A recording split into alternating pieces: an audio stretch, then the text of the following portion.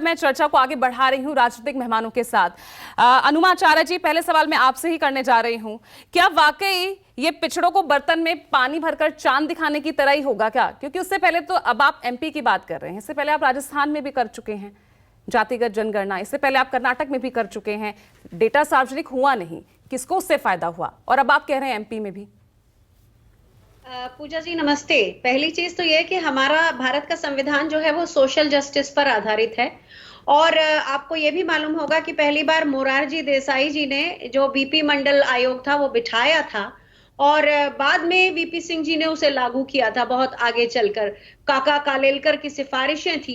एक बात जो आपके दोनों ही रिपोर्टर्स ने कही है कि इसे सार्वजनिक नहीं किया गया, 2-3 बार कहा।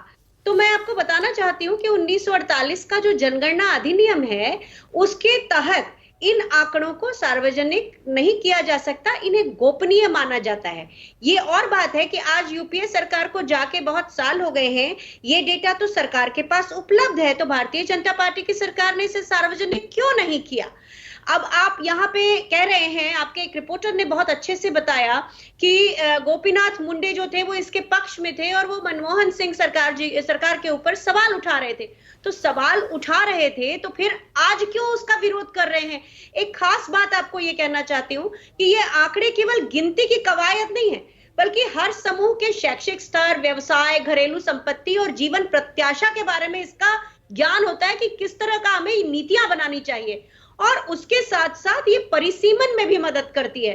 तो आज कांग्रेस जिसका पैरवी कर रही है और दूसरी भी सारी पार्टियां जो इंडिया के अंदर हैं वो लोग पैरवी कर रही हैं, तो भारतीय जनता पार्टी का इस समय इससे मुकरना यही बताता है कि वो किसी वर्ग विशेष को फायदा पहुंचाना चाहते हैं।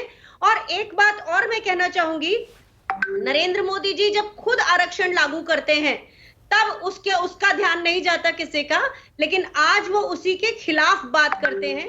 और हमारे इतिहास में बहुत सी चीजें हुई हैं। आपके दोनों रिपोर्टर्स इतने विद्वान हैं, वो जानते होंगे कि इंदिरा साहनी बनाम भारत सरकार का एक केस आया था और उसमें 50% के कैप की सीमा बनाई गई थी और यह भी कहा गया था कि केवल प्रारंभिक नियुक्तियों के लिए यह होगा, प्रमोशन पर लागू नहीं होगा।